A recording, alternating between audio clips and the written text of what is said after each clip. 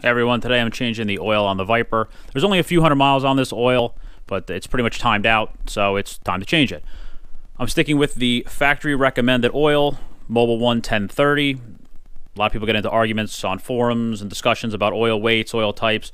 This is the recommended oil, full synthetic, this weight. This is what I'm sticking with, and I'm also going with a Mobil 1 filter, also known for being very, very good synthetic filters. This entire oil change, I'm doing it myself, obviously. It cost me about $65. I got all this stuff at Walmart.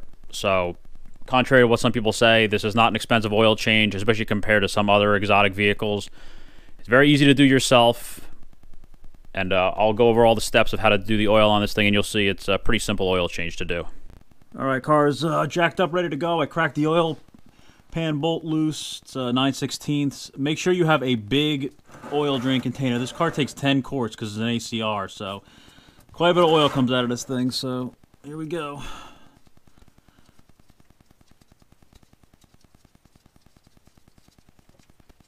Car's nice and hot, so this should drain pretty well.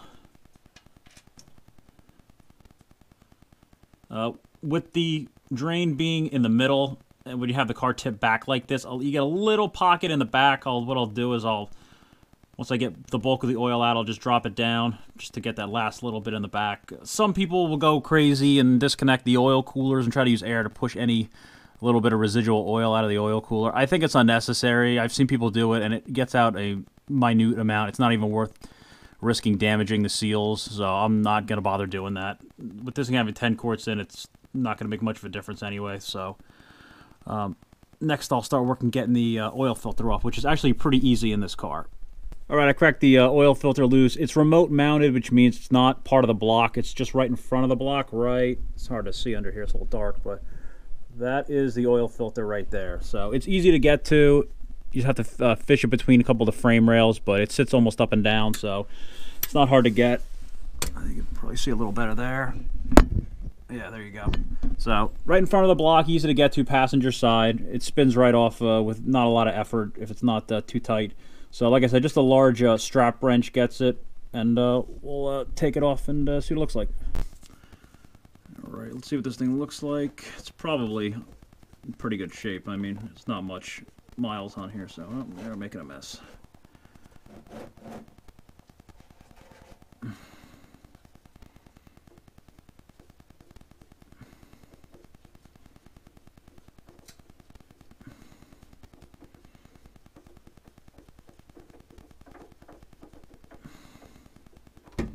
There we go. Okay, let's not drop this. And there we go. It goes right through the frame rails. Not too bad. It spilled a little bit, but not too much. I'll let it drip for a little while, but it comes off pretty easy. Takes the Mobil 1, the M1204. So, good Mobil 1 synthetic filter. So I'll clean this up and let everything finish draining, and we'll start buttoning everything up. Alright, these new Mobil 1 extended performance filters replace the regular style Mobil 1s they had. I'm going to try to fill this filter up as much as I can. The thing sits almost completely up and down, so you can fill it pretty much to the top. I'll leave a little bit just so if I tip it, it doesn't spill out. And then I'll put a ring around the gasket. When the old filter comes off, make sure the old filter has this the gasket on. If you double gasket it, it's going to make a mess and get everywhere. So, again, factory... better than factory filter and the factory recommended oil, 1030 for the second gen cars. Some of the newer ones do take different weights.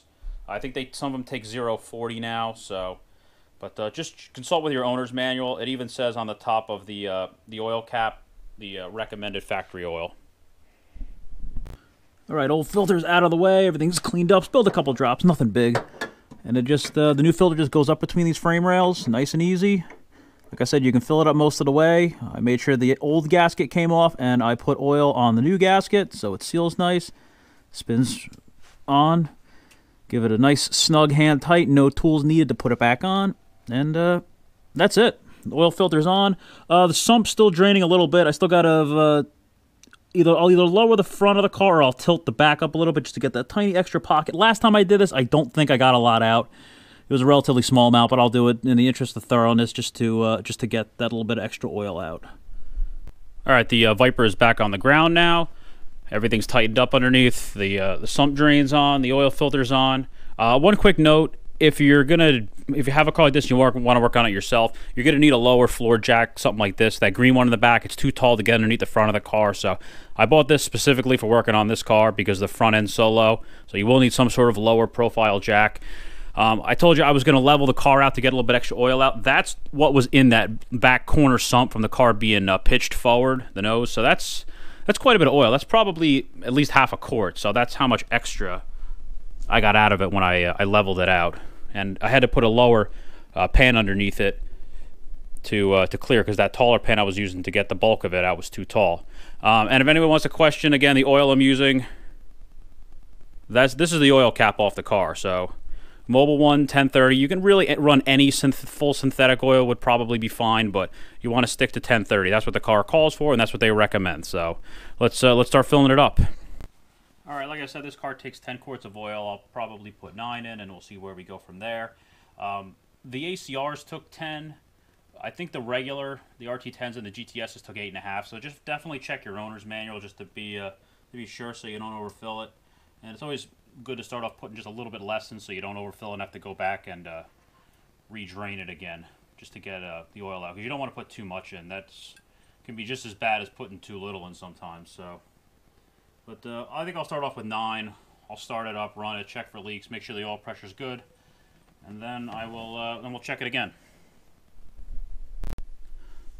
All right, I got 9 quarts in the car. Let's fire it up and make sure the oil pressure's good and check for any leaks.